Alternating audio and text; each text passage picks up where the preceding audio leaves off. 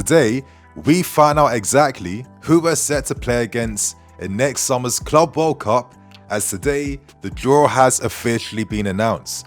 My friends, we got so many big reports to get through, transfer stories plus a ton more, so I hope you guys enjoy. Show us some love with the like button, and definitely don't forget to catch today's 5 things learned video after yesterday's demolition of Southampton. Hope you guys enjoy, and let's get straight into things. We kick things off by discussing the Club World Cup, as today the group stage draw has finally been revealed. But before I discuss that, my friends, let's discuss some key facts and information about the brand new tournament that will be showcased in the States next year. Now, the tournament will take place over the course of 29 days. It starts on the 15th of June and ends on the 13th of July. In terms of the tournament format, it's essentially exactly identical and the same as the World Cup. You're only replacing the nations now for club teams across the world. On top of this, my friends, the stadiums have already been announced, as you can see on screen. And for myself, I'm hoping that I'm going to be in the States to cover some of the games there. I think the tournament sounds really exciting. I understand there's a bit of controversy, especially surrounding players feeling like they're getting overused, overplayed. And to have another tournament right in the middle of pre-season, where players ideally want to have some time off and recover for a new season, it's not necessarily ideal. But again, that's a big debate with many different talking points that I'm not going to get into right now. What I am going to get into though is discussing our group stage draw, as we've been revealed in Group D, and we are set to play against Brazilian club Flamengo, Mexican club Club de Leon, and Tunisian champions in Esperance de Tunis. I'm basically going to have a few more months now to be able to practice pronouncing their names properly, so apologies you guys, but we're playing against a wide variety of clubs from across the world. But we will never play against Flamengo, a Mexican club, or a club from Tunisia. So in terms of the concept of the Club World Cup, I think it's quite fascinating. I've always kind of thought in my head as a kid, wouldn't it be fun to see us play against like champions from different continents across the world? So conceptually, I like the idea of this tournament. I can see some of the cynicism around the tournament though. Nini, it's like a double-edged sword, because even though it might promote like inclusivity and give more opportunities now for smaller clubs from smaller nations, we all know that it's a foregone conclusion, as European clubs will most definitely be winning the first Club World Cup. I understand that, I get that, but that doesn't mean that it's something that holds no value, in my opinion. I feel like there's great potential for this tournament in the future, not just like the next 1 or 2 years, but like over the course of 5, 10, 20 years. A few pros from the top of the dome, but of course you can use this tournament now to unearth talents from lesser known nations. That type of global exposure will help a lot of these nations, make more money, which they can then use to improve their own infrastructure, and hopefully it trickles down into their own domestic leagues too. Now, we have a lot to play for, as we could potentially complete the trifecta of winning every single international trophy, which I love the sound of. And obviously we get to see some of the players that we already own. Kendrick Paz may get an opportunity now to take part in this tournament. We'll be watching Esteval Willian up close and personal, and obviously we can see players like Thiago Silva returning back. Of course, the manager of Flamengo, Felipe Luiz, our former left back for that one season, and I always felt like he wasn't used enough, but he'll also have an opportunity to showcase his managerial credentials now against Beresca. So listen, I can literally make an entire video dedicated to this. I do think it's a very fun sounding tournament, and yeah, I'm very much excited to be in the States next year, watching and covering the games there. So how do you guys feel about the Club World Cup? Give us your pros and cons, and obviously how do you feel about us participating and our chances in securing this beautiful looking trophy for next summer? Now let's focus on the latest transfer stories coming out, and there's some very interesting reports coming out from Brazil involving Flamengo sensation in Lorran. Now we'll have a chance to see Lorran play against us up close and personal in the Club World Cup this summer. This report essentially came from a scout called Marco Palmer, and he confirmed that us and Man United are continuing our interest in the young, exciting player. And I say continuing our interest because even from last year in September, Romano himself reported the fact that we had sent scouts to watch and monitor the player alongside some top European clubs. And that's for good reason, because Lorran has been seen as one of the top Brazilian youth prospects for a very, very long time. He's only just turned 18 years old right now. If you want to look at his stats and assists and judge it by that, they're not that impressive. In like, 23 starts, it's like 764 minutes, 2 assists, 1 goal. It's not amazing, but that doesn't paint the full picture. And comparing him to Esteval Willian, who's got the hyper talent plus the ability and end products already, but you can argue he's probably the best player now in Brazil at 18 years old, is insane. But that doesn't take away from the promise and talent that Lorran possesses, because if I was to give you guys maybe a very quick example of his game, his role and how he plays, if you guys play Football Manager, I describe him as like a Drake where you essentially just create conditions for him to have freedom to thrive. He's a maverick in the purest sense, great determination, great conviction behind his game, super quick. I like really, really quick feet, change direction just like that. He's also blessed with the stockiness behind his game as well too.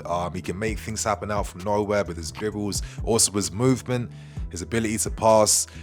These are the type of players that have the potential to be match winners by themselves. Not many players are able to translate that type of talent from the youth level to the senior level.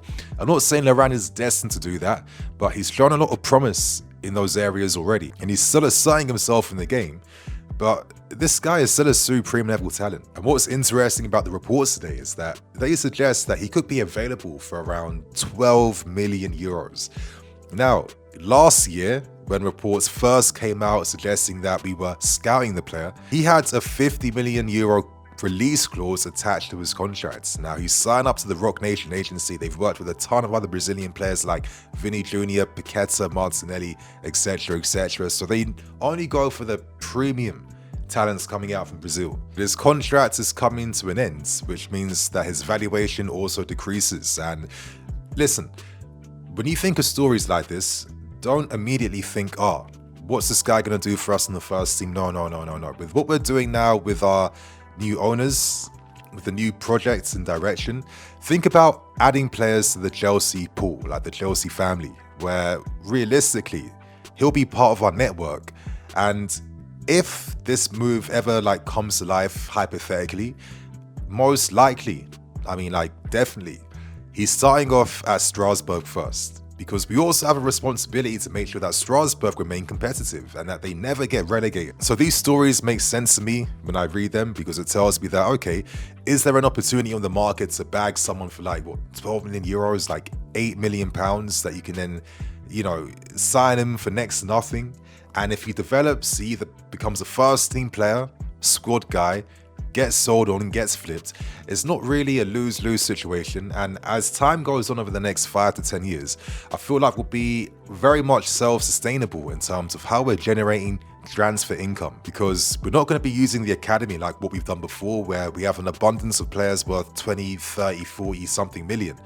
No, we've taken advantage of a great period in time, and we've used that now to try and readdress and restructure the entirety of this club. So in the future, I feel like a lot of business will come from a lot of these network moves that could get flipped or find value for us in many other ways. So how do you guys feel about the story? Because I know you guys know this guy looks incredibly techie on the ball, right? So let us know in the comment section. And we end things with the final story, and we discuss Benfica's centre-back in Tomas Araujo yet again, because more reports have been resurfacing, and they seem to suggest that we are still maintaining our interest in the centre-back.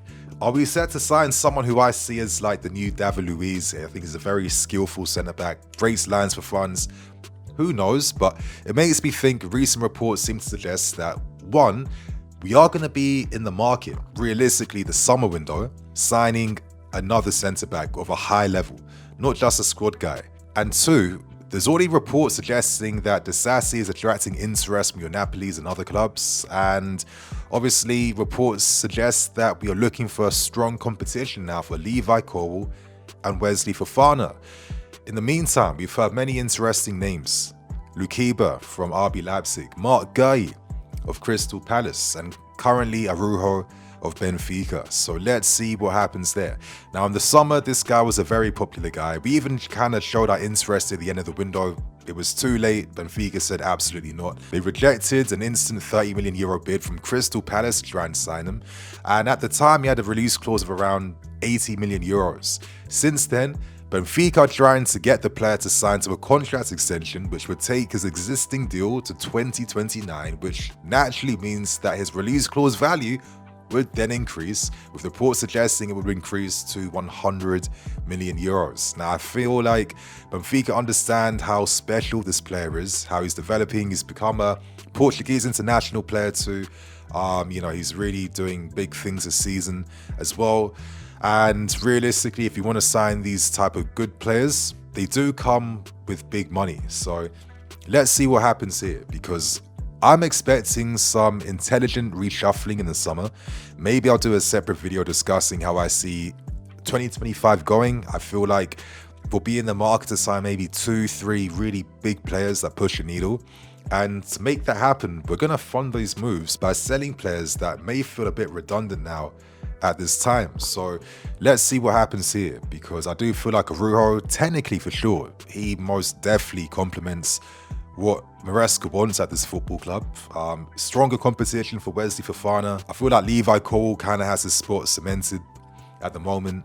And I think realistically, because reports suggest that Anselmino may be getting a loan immediately when he comes to Europe, most notably to Strasbourg or maybe somewhere else, maybe for the next 2 years, we won't even see Anselmino here, which means that, we do need reshuffling at the back to maintain the levels needed now to win the league. I mean, look at Man City. They had Diaz, Ake, Gavadio, Laporte, lots of great depth and quality at the back. And maybe Man City are the blueprint. I mean, we've kind of signed their manager, staff, even youth team players as well. And they've shown that, listen, over the course of a very burdensome season, you need to have a squad of great quality.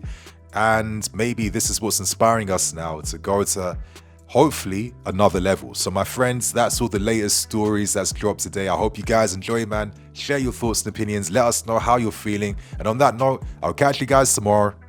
Cool.